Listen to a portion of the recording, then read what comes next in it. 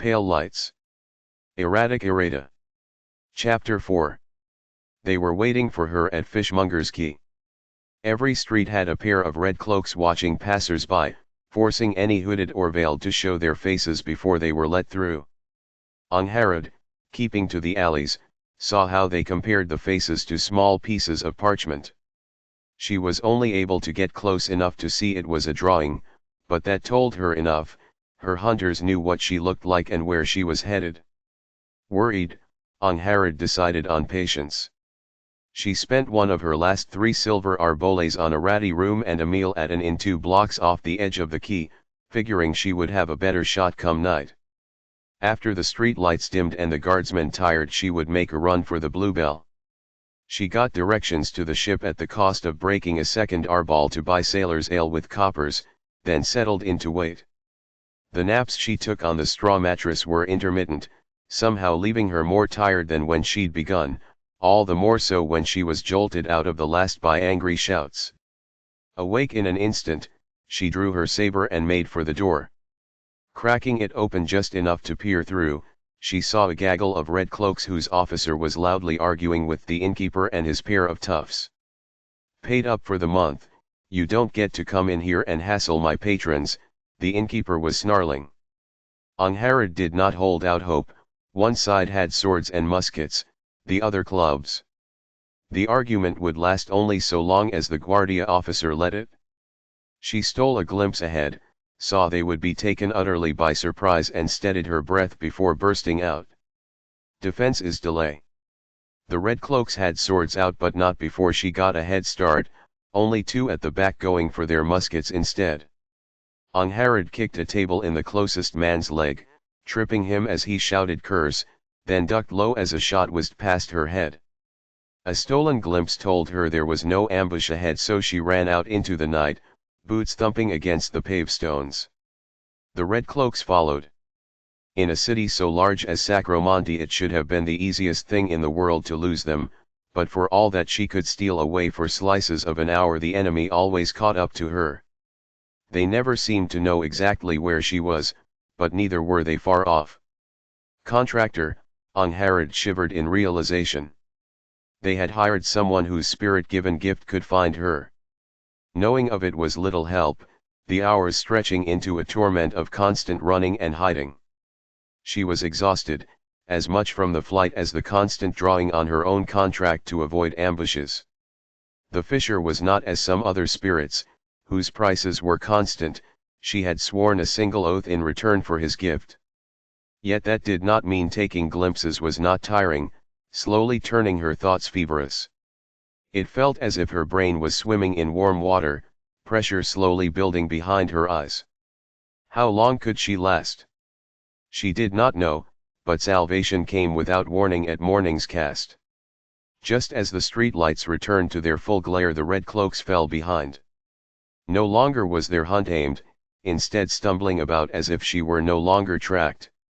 Relief brought tears to her eyes, and she crawled into dark alley smelling of trash and human filth to collapse behind a pile of broken planks.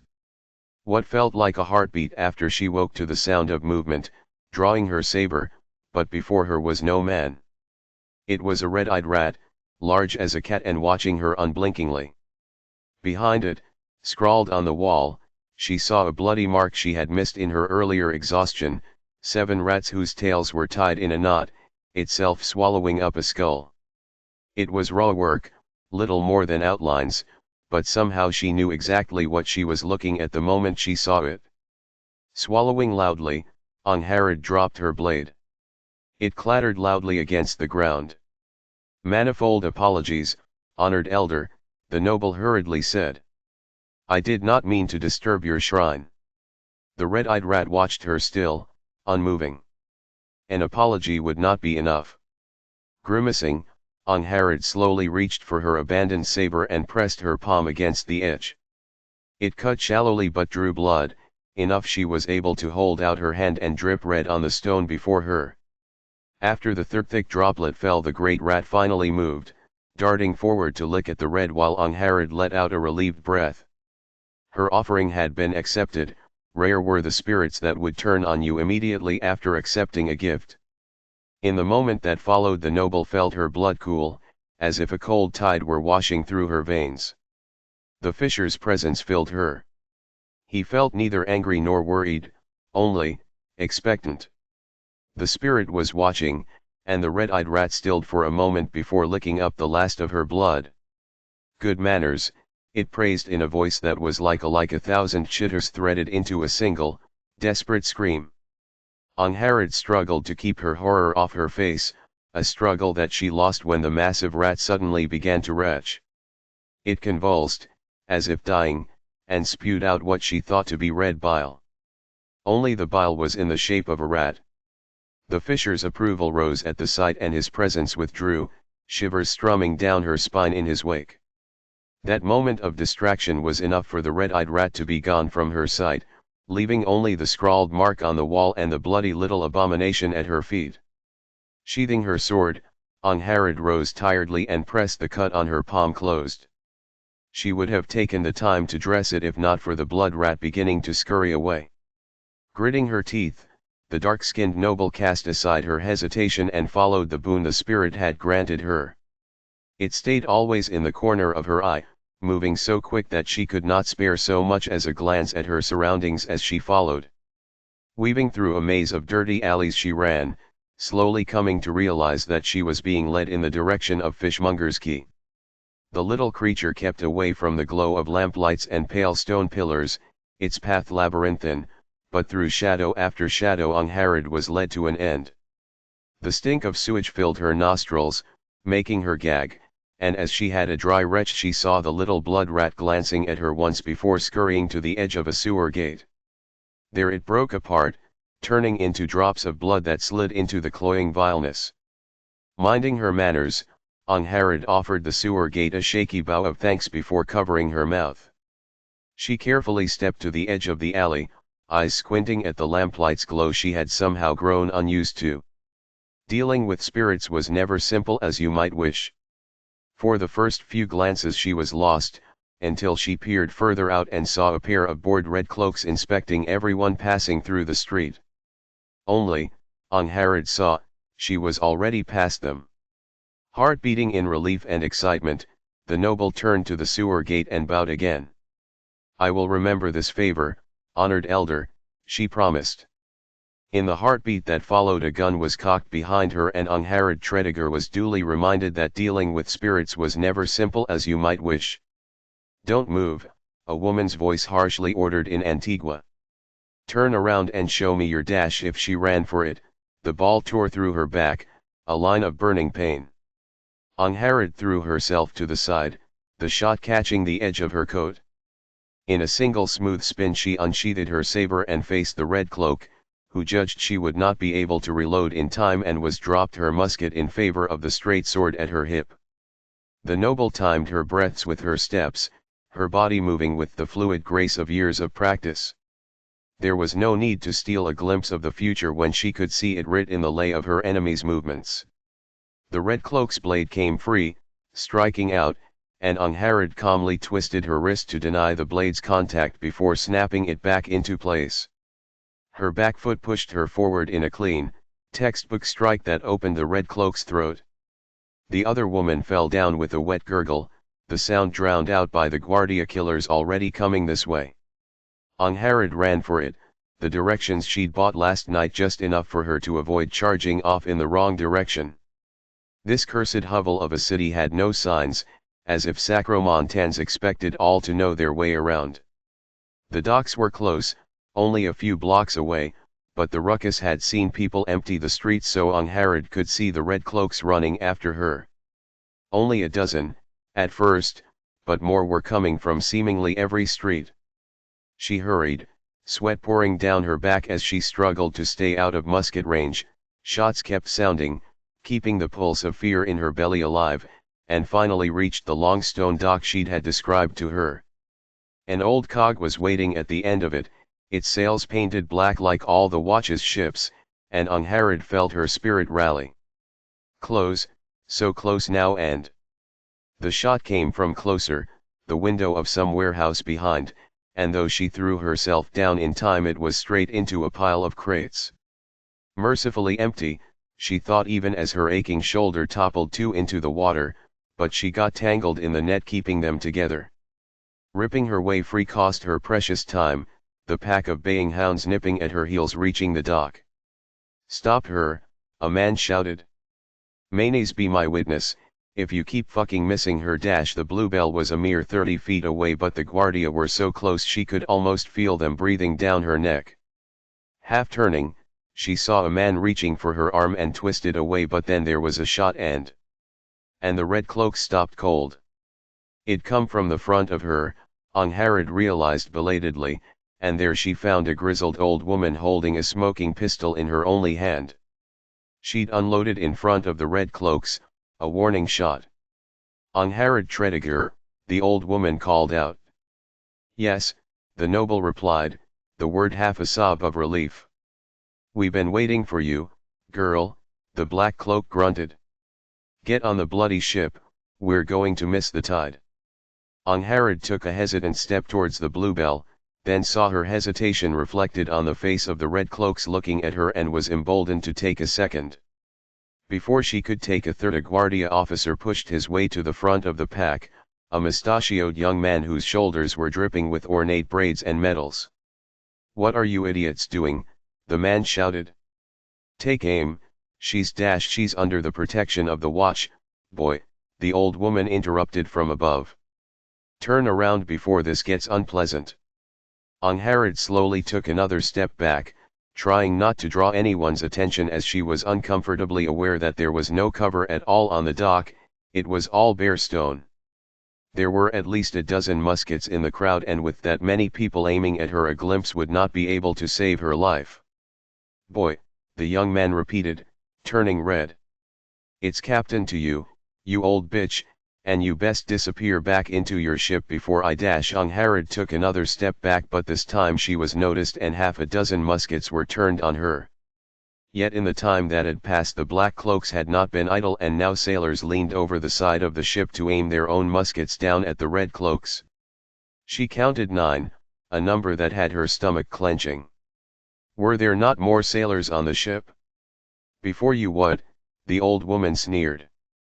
"You so much as take a shot at us, boy captain, and it's a war you'll have on your hands." "A war I'll win," the mustachioed man retorted. "I have the numbers to storm your ship if you do not desist." He seemed confident, and as Angharad glanced at the still swelling numbers of red cloaks, more were still coming from the back street, she had to admit he was right. Not all of them had firearms, but all were armed, and there had to be 40 by now. The black cloak laughed scornfully at the threat. "And what do you think'll happen, after?" she asked.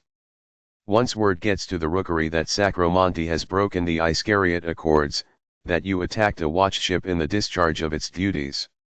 A ripple of unease went through the guardsmen. "Our orders are absolute," the officer flatly replied. "They'll recall every company from Broken Gates to the Weeping Light, boy," the one-armed black cloak said, "to burn this fucking city to the ground. To make an example of Sacromonte." She scoffed. "Only whoever owns you won't want that war on their head," the black cloak said. "So instead what'll happen is that they'll send all your heads to the rookery in a basket as an apology before denting their treasury for reparations." Unease turned to dismay, a few guardsmen even taking a step back. The officer's face was bright red with anger, but he had no answer. "I wonder how the infanzones will like paying up for your mistake," the old woman added with a nasty little smile. "Surely they're forgiving souls. They wouldn't take it out on your families after you die." And that was the shot that sounded the rout. Another officer, older but with only half as many gaudy medals, took the captain aside and spoke in a hushed voice. It was a done deal anyhow, the rank and file already putting away their weapons. Whatever loyalty they had, it did not stand stronger than the prospect of having their heads cut off. For all that she was grateful, Angharad could not help but feel a thread of contempt. True soldiers would not have balked in the face of threats. It was the weakness of Sacromonte that it did not have proper ruling nobles, a weakness that trickled all the way down. "I'll remember this," the captain snarled, tearing away from the other red cloak. And we'll remember you, boy captain, the black cloak called back. You ought to be a lot more worried about that. The guardia cleared out in haste, as if ashamed of being seen driven away, and Angharad at last let out her breath. She'd made it. The old woman called out for her to hurry, and she raced up the ramp, seeing that hidden behind side of the ship there'd been another dozen sailors. They were putting away muskets and orbs of metal bearing fuses that Angharad recognized as Gentianlii, those dreaded Tiangzi grenades. No wonder the one-armed woman had not feared the red cloaks, packed tight as they had been on the docks. Without cover, it would have been a slaughter. The noble offered said black cloak a short bow of gratitude. "My thanks for your protection, my lady," Angharad said. "I will not forget it." "The name's Selapa, and I'm no lady of any kind," the old woman snorted. "You owe me nothing, girl. You've got blood in the black and you're kin of Ozians besides." She blinked.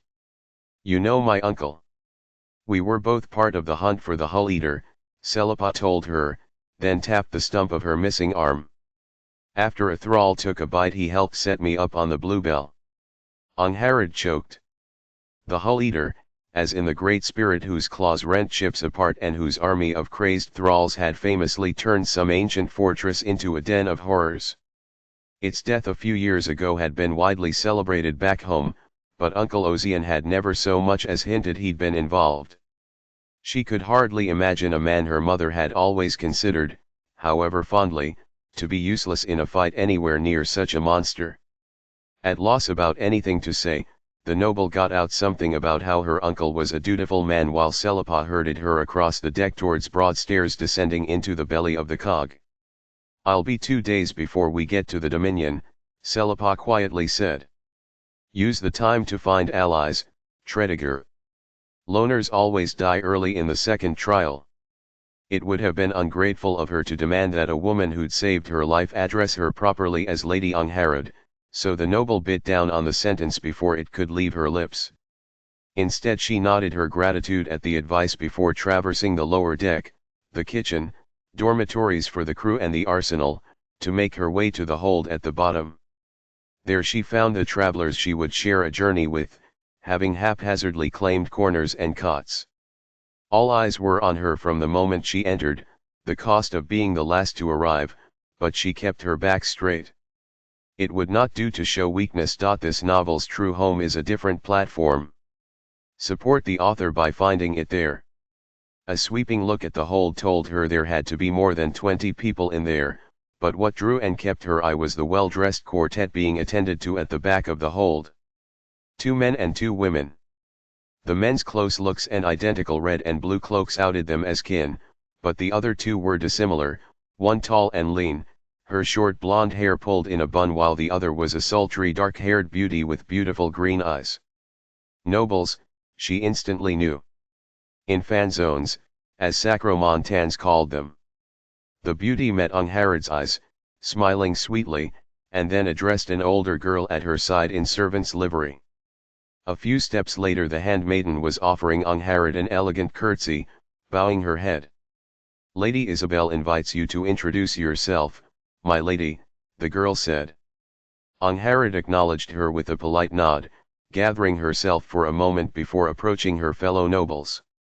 The men looked bored at her approach, one of them even seeming irritated, but Lady Isabel's smile was yet sweet and her leaner companion looked curious. As the invited party, Angharad introduced herself first. "Lady Angharad Tredegar of Lanwahal," she said, lightly bowing. "At your service." "How genteel," the green-eyed beauty exclaimed, putting a hand to her heart. "I am Lady Isabel Rusta, Lady Angharad, but you must call me Isabel." "It would be my very great pleasure," Angharad replied, struggling to keep her gaze off the flattering cut of Lady Isabel's dress. Most her lovers had been cut more from the cloth of the other noble lady here than lovely Isabel's, but Angharad could appreciate beauty in all its forms, including form-fitting dresses of yellow brocade. As a willful distraction, she turned to the woman by Lady Isabel's side. "Lady Ferranda Vilazar," the lean woman introduced herself, tone cool. "A pleasure." Angharad returned the courtesy, though she was barely done speaking when one of the men cut in. "You have the Malini look, but the name does not fit," the noble drawled. "Strange." Angharad's expression grew stiff, and the implied accusation of being an impostor. "That is, Raymond, because she is not Malini," the other man scoffed. "These are Perduri names." He then offered her a bow and a practiced smile. At second look he looked older than the rude one, his face sharper and more refined. "I am Lord Augusto Certain," he said. "Please forgive my brother's rudeness, Lady Angharad. He never did learn his courtesies." "It is nothing, Lord Augusto," Angharad briskly replied, her mood soured. It was soured even further by Lord Raymond's appraising gaze on her. "Ah, Predator," the Infanzon said. "I had quite forgot about it. You're not much paler than the other Malini, though. I expected more of a difference." Angharad's jaw clenched. Predator was not like the other isles of the kingdom of Malin. It was nearly impossible to conquer without a great fleet, so Angharad's ancestors, unlike the Malini, had not swept across the island in a storm of iron and flame. They had instead settled the land and allied with the ancient dwellers of Predator, twined the blood and slowly grown into a single people. And the ancient Perduri had been men of pale skin, so to this day some ignorant souls expected Angharad's people to be much paler than the Malini. The polite ones, anyway. The less polite liked to imply that the ancient Perduri had been hollows, darklings. Utter madness. The isles were drenched in the light of the glare, no hollow could have lived there without burning. Besides, some savage tribes encountered in the colonies had proved that some peoples of light skin were not soulless, turned pale not by the embrace of the gloam but simply born with such flesh. Yet it suited some to imply the people of Predator were descended from slaves and savages, the same hordes that allied with devils to bring about the old night. "Alas," Angharad frigidly replied, "it seems I must disappoint." "Raymond," Lady Isabel chided, gently slapping his arm. "Be nice." "Oh, I suppose," Lord Raymond groused. "The pleasure is all mine, Lady Angharad." Isabel seemed more amused than anything, which brought a glimmer of satisfaction to the younger Certain's eye that Angharad recognized. "Ah," she thought. Perhaps her appreciative gaze had not been as subtle as she thought. From the corner of her eye she saw Lord Augusto eyeing the Lady Isabel and his brother with evident displeasure before brushing it away with a forced smile. He made a chiding comment about immaturity, injecting himself between the two. Angharad almost winced. "It appears your coat was scuffed," Lady Ferranda said, drawing back her attention. "A travelling misfortune." The other woman's steady gaze lay where the stray shot had caught her overcoat earlier. Angharad had no intention of mentioning her troubles to these strangers, fellow nobles or not, but then she suspected that Ferranda Vilazar was well aware she was not looking at a simple scuff. "There was a mishap with my trunk," Angharad replied, carefully avoiding a lie. "I will be traveling light." "Oh," Lady Isabel gently said as she drew away from the brothers, "that simply won't do." "Lady Angharad, or may I call you Angharad?" Charmed, she returned the Sacromontan smile. "Of course." "Then call me Isabel, Angharad," the beauty firmly offered again. "My maids can take care of mending your coat, they are very clever with their hands." She hesitated for a moment, but the bandage she had put over her wound on yesterday should not show under her shirt. Besides, it would be suspicious to refuse. "I would be much obliged," she said, shrugging off her coat. "Beatrice," Isabel called out, summoning another handmaid. "Do mend Lady Angharad's coat for her, would you?" "Of course, my lady," the dark-haired maid replied, curtsying before she approached. She took the coat when Angharad offered it. Isabel slid a look at Lady Ferranda. "You really should have brought a maid, Farah," she said. "Your man does not look like he knows how to use a needle." "Sanal serves a different purpose," Lady Ferranda replied. "I can take care of my own affairs, Isabel. There is no need for that hired sword," I assure you, Lord Raymond smiled. I will be seeing to our safety, as will our good Cosma. One of the finest soldiers in certain service, second only to my own finer blade. If only your rapier were half as swift as your boasts, Lord Augusto mildly said. Though he speaks true, Lady Ferranda, that it is our duty as sons of certain to see to your safety through this trial. We must never abandon woman in need. How kind, Lady Ferranda replied, her tone savagely even. She did not seem impressed, Angharad thought, but then it was not on her that Augusto's eyes had lingered. Lady Isabel smiled back at the older certain, but in the following moment let out a little noise of surprise before flowing forward. Warm fingers grasped Angharad's left arm, pushing up the sleeve of her shirt and bearing the 10 silver lines tattooed there over dark skin. A tattoo, Isabel said, her touch soft. What might it mean, Angharad? The looks the certain brothers sent her were distinctly unfriendly. Lady Ferranda cut in before she could gather her wits enough to answer. Sword mistress, the tall woman said, breathing out in surprise. Those are the marks of a Milanese sword mistress.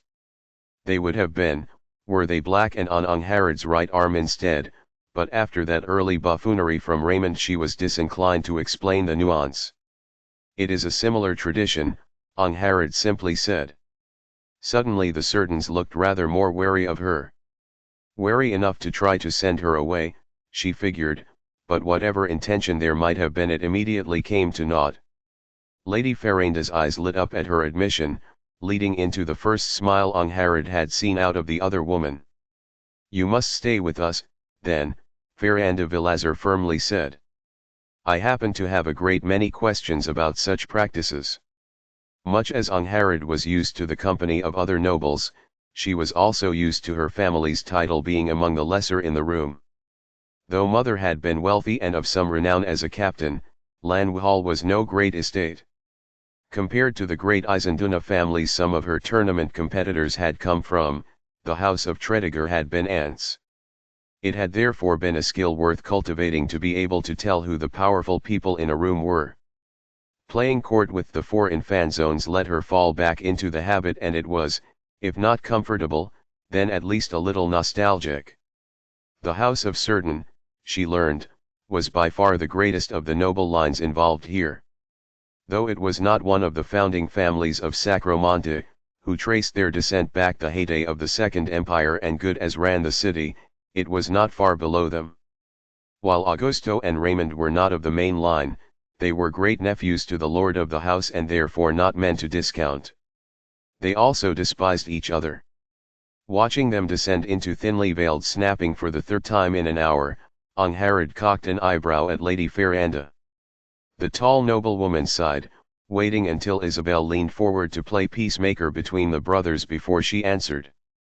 There is an inheritance involved, she murmured. Raymond is younger but has obtained a contract. Marrying well would settle the victor. And Lady Isabel Rusta would be, Angharad deduced, a very good marriage indeed. Not only was she a great beauty but she was the sole daughter of the Rusta, a house of undistinguished descent but which happened to be very wealthy. No wonder the brothers went at each other like rabid dogs whenever one drew her attention over the other. Poor Isabel, Angharad sympathized. Lady Ferranda shrugged. She was a woman of few words and tread with care around the others. Unsurprising, given that the Vilazar were the least of the 3 houses by a fair throw. She had been quite frank about her intent to use a strong performance in the trials to gild her family's name and bring it back into the eyes of her fellow in fan zones, perhaps even securing an advantageous husband. She had been preparing for this venture for years, going as far as to obtain the services of a man called Sanal which she claimed to be a Milanese huntsman. Where from? Angharad idly asked. Given the reputation of Milanese marksman, it was not an uncommon claim even among those who'd never so much as seen the Isles. Does it matter what particular island tossed him out? Raymond chuckled, rolling his eyes. Uthakil, Lady Ferranda replied, ignoring him. Angharad leaned back in the seat she had been offered, taking a look at the elaborate beadwork hanging off the Sanal's cloak where he sat among the servants. She could not see his face, but the colors of the beads were distinctive to the low isle. It seemed a credible claim. I was taught they are the finest shooters and trackers in Malin, the noble acknowledged. And therefore all of Vesper, though it would be impolite so say as much. Terrible seafarers, however. Mother had always mourned so few took to ships given how good they were with muskets. Lady Ferranda straightened, visibly pleased, and Isabel pouted. You take it all too seriously, Farah, the dark-haired woman claimed, then daintily rose to her feet. And I must admit I grow weary of this dreary hold. Shall we go for a walk? Augusto, the older Certain, wasted no time in mimicking her and offering his hand. Too right, he said, you and I can dash no need, brother, Lord Raymond cut in. You stay and rest, I will escort our fair lady. Lady Ferranda looked as if she had a dawning headache, but she stayed out of it and Angharad decided it might be best for her as well. The Certains argued, growing more irritated and worse at hiding it. Isabel then cut through the backbiting by offering Angharad a sweet smile. Would you do me the honor, Angharad, she asked. I never did get you to tell me of Predator. The glares that earned her felt like they would burn through her clothes, which irritated her enough she accepted out of spite. I am at your disposal, of course, she said, smoothly rising to her feet. The brothers' face darkened, but they were not so impolite as to insist when an invitation had been clearly given and accepted. Angharad offered her arm for Isabel to take and they headed for the stairs, though her eyes strayed to the side as they moved. She'd heard Lord Raymond mentioning other Malini earlier but now she was finally seeing them. Seated between crates, talking in low voices, a young pair of youths were tucked away. Behind them a scarred older woman was napping. The man of the pair, narrow-faced but built like a fighter, kept glancing around. As if looking for something. Or someone, Angharad realized with a trickle of cold dread. Her pursuers had known she was headed for the Bluebell, for these trials, and tried to stop her getting on the ship. But would they truly stop there when assassins had dogged her steps all the way from Predator?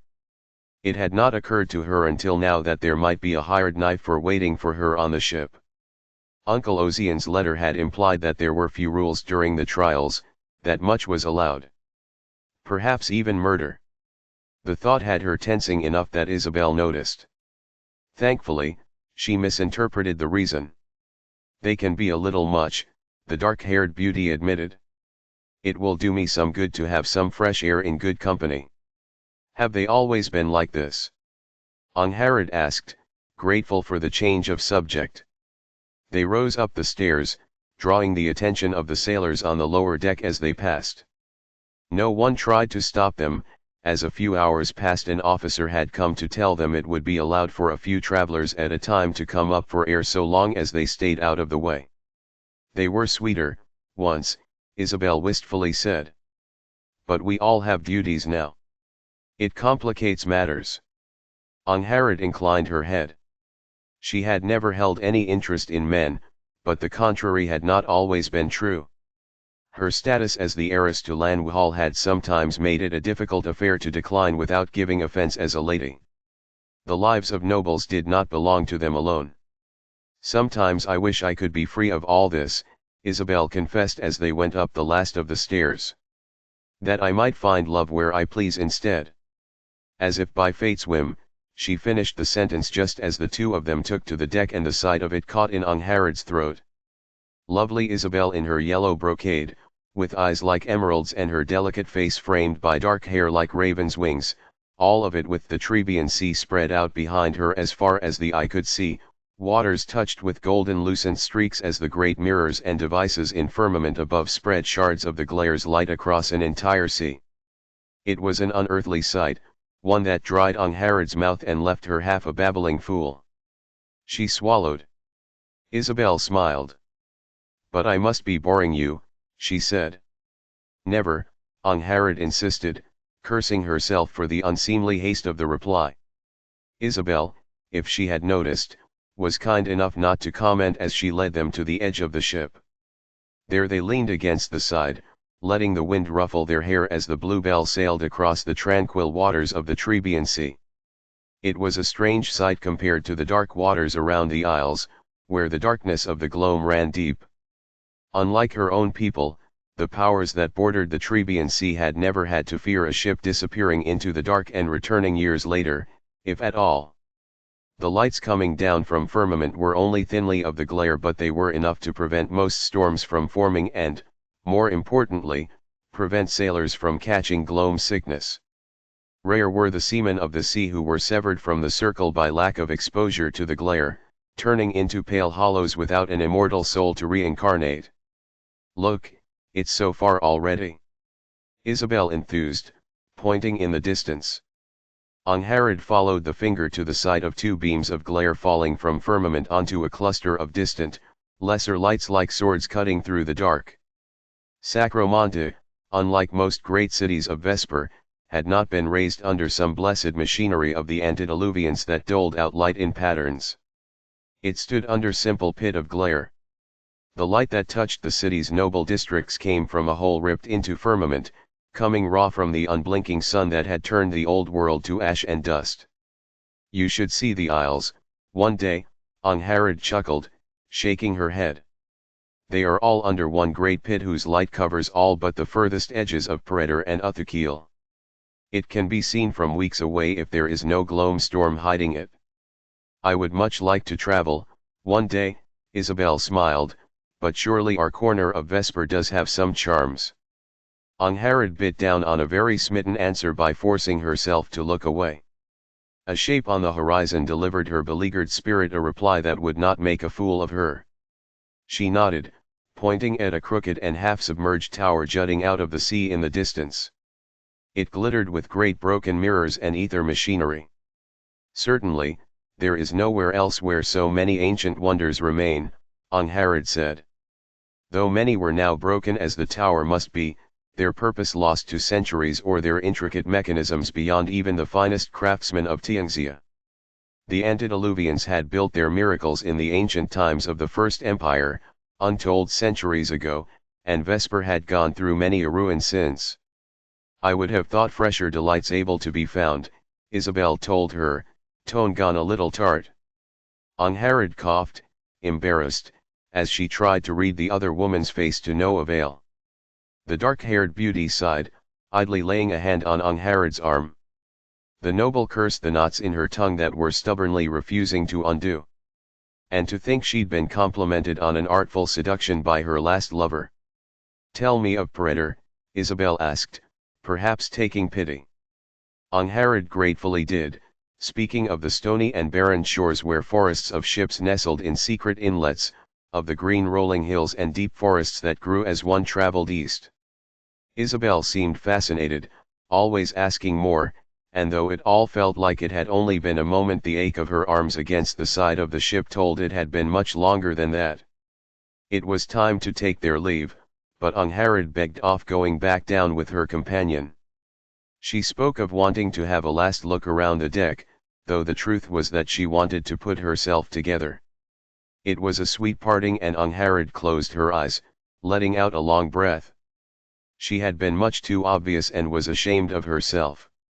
It had been improper behavior for a lady of her breeding, and a poor idea besides, given how Isabel Rosta had some rather insistent suitors after her.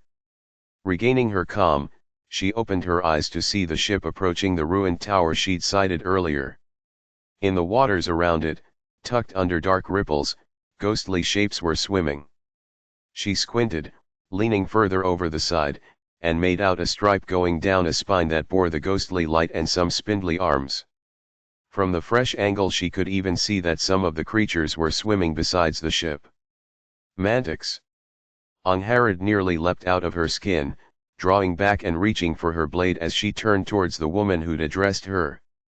Tianxi, she saw, and wearing her dark hair in a braid down her back.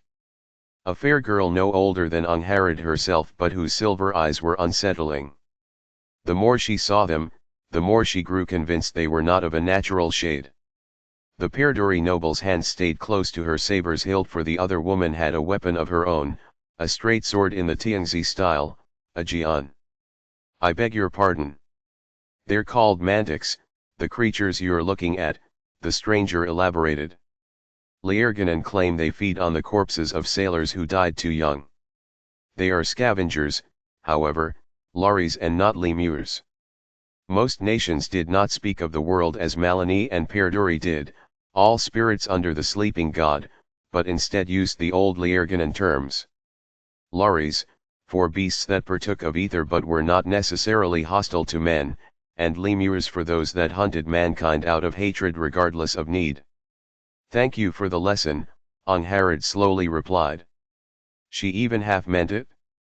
The interesting thing, the stranger mused, is that they are said to avoid ships. Angharad frowned. Some are following us, she pointed out. And have been for several hours now, the stranger agreed. It is the third time I have come up to look. The noble took a wary step back. This no longer felt to her as a meeting of happenstance, idle talk between shipmates. Who are you? She asked. Why are you approaching me? I simply wanted to have a look at the woman. Shots were fired over, the Tiangzi calmly replied. As for my name, you may call me Song.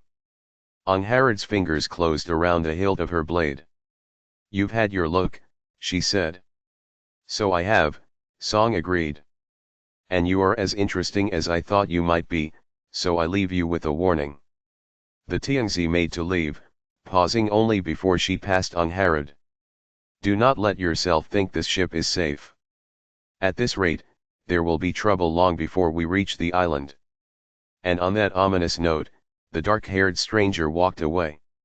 The noble watched her go, the grip on her saber loosening only when the Song disappeared below deck. The wind brushed against her face, and Angharad was left wondering if it had always been so cold. End chapter 4.